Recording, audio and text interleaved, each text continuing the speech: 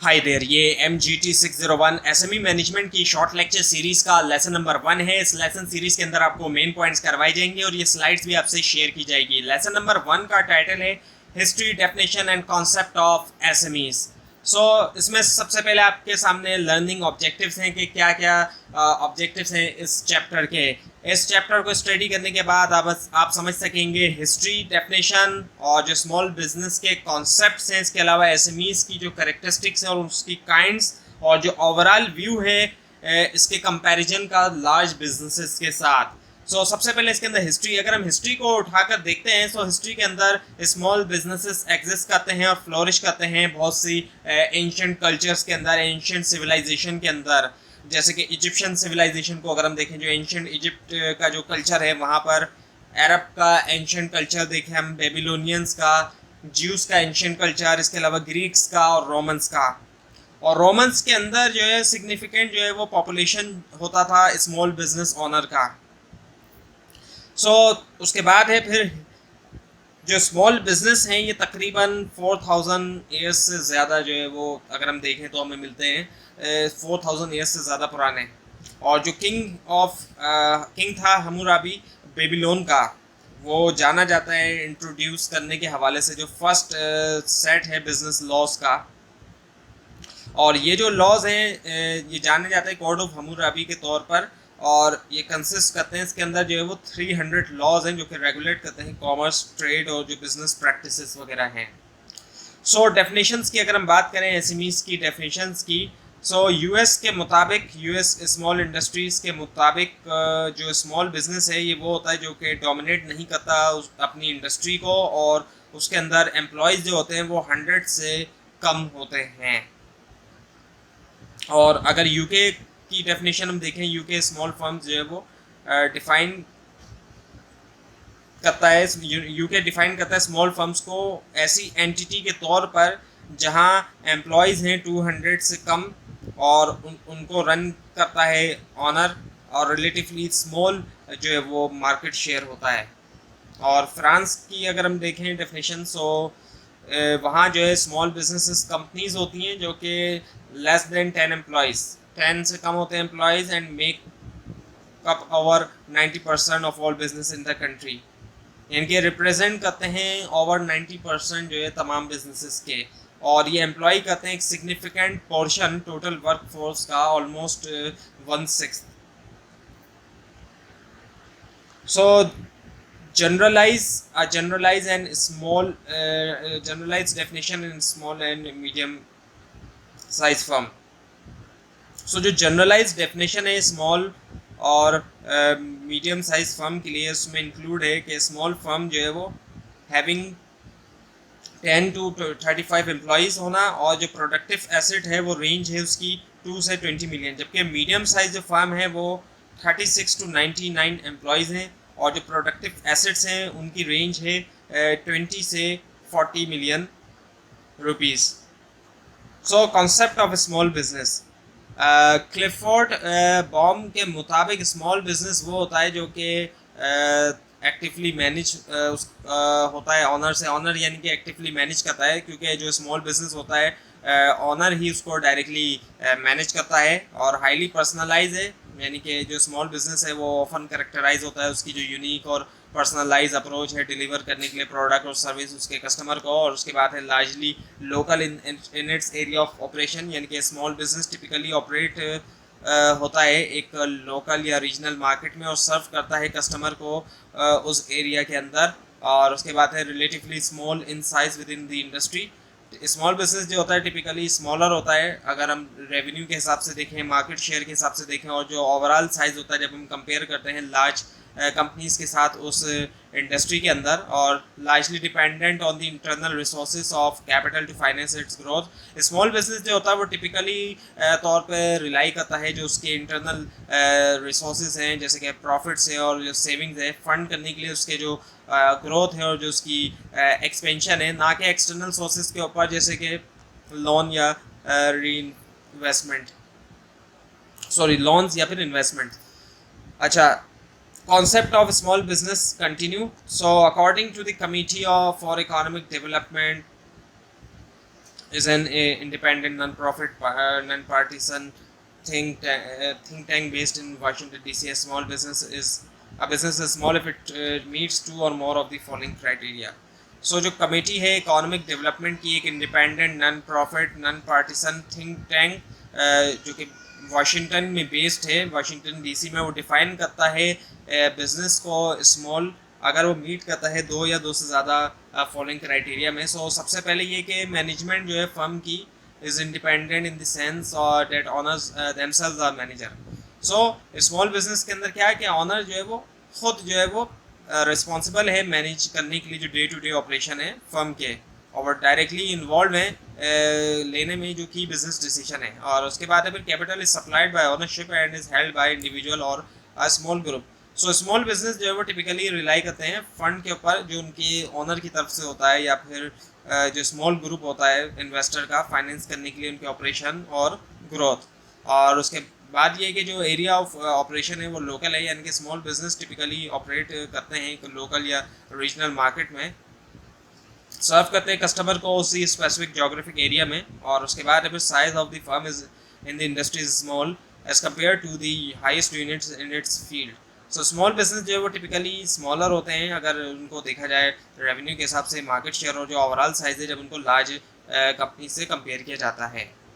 सो characteristics क्या है small businesses की. सो जो पहली कैरेक्टरिस्टिक्स है उसके मुताबिक जो क्राइटेरिया दिया गया है, प्राइवेटली हेल्ड स्मॉल बिजनेस जो है वो उनको डिवाइड किया जा सकता है दो कैटेगरी में. एक तो वेरी स्मॉल बिजनेसेस होते हैं जहाँ पर ऑनर जो है वो चीफ वर्कर होता है और रन करता है बिजनेस को ज़्यादातर खुद से ही वो रन कर रहा होता है, जैसे कि ज्वेलरी शॉप्स हैं, शू स्टोर्स हैं और ग्रोसरी शॉप्स वगैरह हैं. और जो लार्ज स्मॉल बिजनेस होते हैं वहाँ पे ऑनर जो होता है वो डायरेक्शन देता है एम्प्लॉयज़ को कि ये काम इस तरीके से होगा, वो काम इस तरीके से होगा. और उसके बाद है नो और फ्यू मैनेजमेंट लेयर्स, यानी कि जो स्मॉल बिजनेस होते हैं ये इनका स्ट्रक्चर जो होता है फ्लैट स्ट्रक्चर होता है, यानी कि बहुत कम मैनेजमेंट लेयर्स पाई जाती हैं.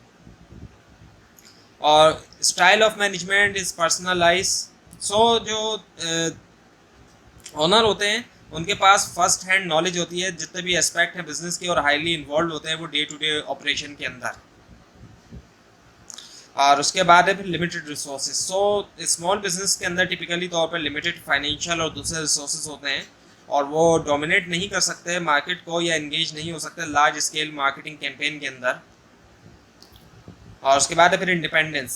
सो स्मॉल बिजनेसेस जो है वो टिपिकली उनकी ओनरशिप होती है और जो उनको ऑपरेट किया जाता है वो सिंगल पर्सन कर रहा होता है, कोई एक शख्स होता है या फिर एक स्मॉल ग्रुप होता है, एक छोटा सा ग्रुप होता है,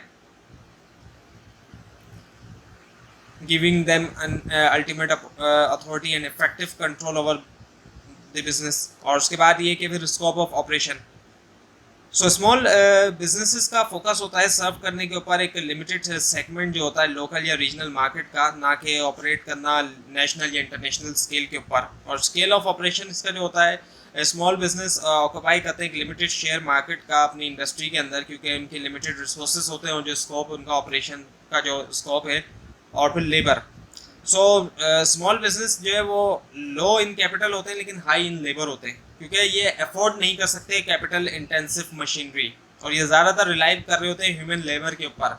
सो अक्सर आपने भी देखा होगा हमारे यहाँ पे कई सारे दुकानदारों को भी और कई छोटे ऑफिस के अंदर भी बहुत सारे काम ऐसे हैं जो मशीन से हो सकते हैं लेकिन लोग अपने हाथों से कर रहे होते हैं. इस वजह से कर रहे होते हैं क्योंकि वो मशीन्स को अफोर्ड नहीं कर सकते. और पाकिस्तान में मशीनरी है भी ज़्यादा महंगी क्योंकि यहाँ पे इंपोर्ट होती है, मशीनरी बनती तो है नहीं. सो मशीनरी इंपोर्ट होने की वजह से वो और भी ज़्यादा महंगी होती है. तो इसी वजह से बिजनेसेस के लिए पॉसिबल नहीं होता कि वो मशीनरी को वो अफोर्ड कर सकें. सो इसलिए उनको कई सारे काम हाथों से करना पड़ते हैं जो काम मशीन से भी हो सकते हैं. उसके बाद है फिर टेक्निकल इनोवेशन. सो स्मॉल बिजनेस को बेनिफिट मिल सकता है अगर वो अडॉप्ट करें जो भी नई टेक्नोलॉजी है, और नई टेक्नोलॉजी से उनकी एफिशिएंसी के अंदर इजाफा होगा, प्रोडक्टिविटी के अंदर भी इजाफा होगा. लेकिन इससे कुछ चैलेंज भी आ सकते हैं,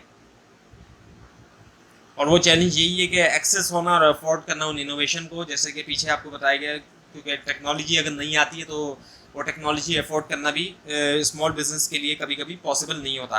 और स्पेशलाइज स्किल है स्मॉल बिजनेस के अंदर, अक्सर जो है वो स्पेशलाइज स्किल होता है किसी भी एक पार्टिकुलर फील्ड में, किसी भी एक ख़ास फील्ड के अंदर. उससे होता ये कि वो सर्व करते हैं स्पेसिफिक क्लाइंट या निश मार्केट्स को। और उसके बाद ये कि small business does well in small isolated market overlooked and imperfect. So small business बहुत अच्छा जो है वो परफॉर्म करते हैं स्मॉल आइसोलेटेड और ओवरलुक्ड या इम्परफेक्ट मार्केट में, जहाँ पर लार्ज बिजनेस प्रेजेंट नहीं होते या फिर वो इफेक्टिवली कम्पीट नहीं कर सकते। और उसके बाद है फिर small business does well in developing market. So small business जो है वो अच्छा कर सकते हैं जो डेवलपिंग मार्केट होती है, क्योंकि उनकी जो फ्लेक्सिबिलिटी होती है अडॉप्शन टू चेंज की और जो एबिलिटी होती है ऑफर करने की ज़्यादा अफोर्डेबल प्रोडक्ट्स या सर्विसेज। और स्मॉल बिजनेस जो है वो सरवाइव कर सकते हैं बुरी कंडीशन के अंदर, क्योंकि उनकी जो एजिलिटी होती है और एबिलिटी होती है क्विकली एडजस्ट की कॉस्ट और लेबर की, और उनका स्ट्रॉन्ग रिलेशनशिप भी हो सकता है कस्टमर्स के साथ और सप्लायर के साथ, और उससे क्या होता है कि वो enabling them to weather difficult time। अच्छा, स्मॉल बिजनेसेस की भी काइंड्स हैं। स्मॉल बिजनेस भी एक ही तरह का नहीं होता। सबसे पहला तो है रिटेलिंग, जो कि एक बहुत कॉमन है, जो कि गली मोहल्लों में भी आप देखते हैं रिटेल शॉप्स मौजूद होती हैं, और इसके अलावा और भी बहुत सी जगहों पे रिटेल शॉप्स होती हैं, घूमने की जगहों पे भी होती है। सो रिटेल शॉप्स एक बहुत कॉमन बिजनेस है जो कि तकरीबन हर जगह पाया जाता है। सो ये एक ट्रेडिशनल मॉडल है जहाँ पर टिपिकली ऑनर ही जो है वो होता है बॉस, और उसका डायरेक्ट कंट्रोल होता है डे टू डे ऑपरेशन के ऊपर। और इसमें कई सारी एग्जांपल्स हैं, जैसे कि स्मॉल शॉप्स होती हैं, ग्रोसरी स्टोर्स भी इसमें होते हैं। और उसके बाद है फिर सर्विस जो होता है, फिर उसके अंदर कोई प्रोडक्ट सेल नहीं की जाती बल्कि सर्विस प्रोवाइड की जाती है। बहुत सी सर्विस प्रोवाइड की जाती है, जैसे कि लीगल सर्विस प्रोवाइड करिए, कोई लॉ की सर्विस प्रोवाइड कर रहा है, लॉयर है, लॉयर ने कोई अपनी फर्म खोली हुई है, या कुछ लॉयर ने अपनी दुकान भी एक तरह से खोली होती है, वो कुछ ऐसी सर्विस प्रोवाइड कर रहे होते हैं लॉ से रिलेटेड। अकाउंटिंग सर्विस होती है, कुरियर और डिलीवरी सर्विस भी होती है, और ब्यूटी पार्लर्स भी जो है वो सर्विस के अंदर आ जाते हैं। और कंस्ट्रक्शन एक्टिविटी होती है, इसके अंदर जो है वो बिजनेस इन्वॉल्व होते हैं कंस्ट्रक्शन के अंदर, और बिल्डिंग करने के ऊपर प्रोजेक्ट्स बनाते हैं, यानी कि चीज़ें बिल्डिंग्स वगैरह बनाना और ऑफिस वगैरह बनाना, इस तरह की मुख्तलिफ तरह की कंस्ट्रक्शंस आ जाती हैं इसके अंदर। और उसके बाद फिर होलसेल बिजनेस जो होता है, यहाँ पर बड़े बड़े होलसेलर्स होते हैं, होलसेल मार्केट्स ख़ास तौर पे होती हैं, स्पेशलाइज मार्केट्स बनी होती हैं, इनके होलसेलर्स की मार्केट होती है, वहाँ पर कई सारे होलसेलर्स होते हैं। सो ये लोग जो है वो बहुत ज़्यादा माल जो है वो बहुत ज़्यादा क्वांटिटी के अंदर माल ख़रीदते हैं, मैन्युफैक्चरर से या तो डायरेक्टली ख़रीदते हैं, या फिर जो डिस्ट्रीब्यूटर होता है मैन्युफैक्चरर का, जो कि एजेंट भी कहलाया जाता है, उससे माल ख़रीद रहे होते हैं, और फिर उसको रिटेलर्स को बेचते हैं या फिर कस्टमर को भी डायरेक्टली बेच देते हैं, अगर कस्टमर जो है वो इनसे ज़्यादा क्वांटिटी में परचेज़ करना चाहे, पूरा बॉक्स ख़रीदना चाहे जैसे किसी प्रोडक्ट का, सो कस्टमर को भी डायरेक्टली बेच देते हैं। और financing, insurance and real estate, so ये जो इंडस्ट्री होती हैं ये प्रोवाइड करती हैं फाइनेंस सर्विस भी, जैसे कि लोन्स वगैरह, और इंश्योरेंस की सर्विस। और रियल एस्टेट जो होती है उसके अंदर जैसे स्टेट एजेंसी वगैरह होती है, इनका काम होता है बाय करना, सेल करना और रेंट करना प्रॉपर्टी को। और उसके बाद है transportation, communication and public utilities, यानी कि प्रोवाइड करना सर्विसेज, जैसे कि ट्रांसपोर्टेशन है, गुड्स की ट्रांसपोर्टेशन भी, सामान की और लोगों की भी, और कम्युनिकेशन सर्विसेज। और इसके अलावा पब्लिक यूटिलिटी सर्विस, जैसे कि इलेक्ट्रिसिटी, गैस और वाटर, यूटिलिटी बिल्स आते हैं घरों के अंदर, सो वो इलेक्ट्रिसिटी, गैस या वाटर के बिल्स होते हैं वो। और उसके बाद है मैन्युफैक्चरिंग में क्या होता है कि चीज़ें बनती हैं, प्रोडक्शन होती है गुड्स की, यूज़ किया जाता है मशीनरी का इस्तेमाल करते हुए चीज़ें बनाई जाती है, लेबर्स भी बनाते हैं, और रॉ मटेरियल यूज़ होता है। सो स्मॉल और लार्ज बिजनेस को अगर हम कंपेयर करें, सो पहला है they foster changes differently. Small business foster करते हैं चेंजेस को बर्थ और डेथ के साइकिल के ज़रिए, जबकि लार्ज बिजनेस जो है वो चेंज करते हैं, साइकिल चेंज करते हैं एक्सपेंशन और कॉन्ट्रैक्शन के ज़रिए। स्मॉल बिजनेस जो है वो उसके अंदर रिस्क, रिवार्ड और इन्वेस्टमेंट डिसीजन जो है वो पर्सनल होते हैं, जबकि लार्ज के अंदर उनको करते हैं एम्प्लॉय मैनेजर बगैर किसी लाइवलीहुड स्टेक के। और जो इकोनॉमिक पावर होती है स्मॉल बिजनेस की वो लिमिटेड होती है कंपेयर टू बिग बिजनेस, जो कि इन्फ्लुएंस कर सकते हैं इमीडिएट इकोनॉमिक इन्वॉल्वमेंट। और स्मॉल बिजनेस जो है वो यूज़ करते हैं सेकेंडरी रिसोर्सेज को, जबकि जो बिग बिजनेस होते हैं वो ज़्यादातर यूज़ करते हैं प्राइमरी रिसोर्सेज को। और स्मॉल बिजनेस सर्व करते हैं उस मार्केट को जो कि बिग बिजनेस या तो सर्व करना नहीं चाहते या कर नहीं सकते, दोनों ही वजूहत हो सकती हैं। सो कंक्लूजन, इस लेसन के अंदर आपको इंट्रोड्यूस कराए गए कुछ बेसिक कॉन्सेप्ट स्मॉल और मीडियम इंटरप्राइजेस के, एसएमईज के, और ज़्यादा इन्फॉर्मेशन सॉरी ज़्यादा डेफिनेशन वगैरह आपको प्रोवाइड की जाएंगी अगले लेसन्स के अंदर, जो आने वाले लेसन्स हैं उनके अंदर। तो ये था आज का लेसन। आपको अगर इस बारे में कोई क्वेश्चन है नीचे कमेंट कीजिए, इसके अंदर कोई मिस्टेक दिखाई दे वो भी ज़रूर हाईलाइट कीजिए। ये स्लाइड्स आप नीचे डिस्क्रिप्शन बॉक्स में दिए गए लिंक से हासिल कर सकते हैं, लेकिन अगर आपको लिंक ना दिखाई दे उसके लिए आप नीचे कमेंट कीजिए। और इस पूरी सीरीज़ को देखने के लिए इस चैनल को सब्सक्राइब कीजिए, बेल आइकन के ऊपर क्लिक कीजिए। Thanks for watching this video.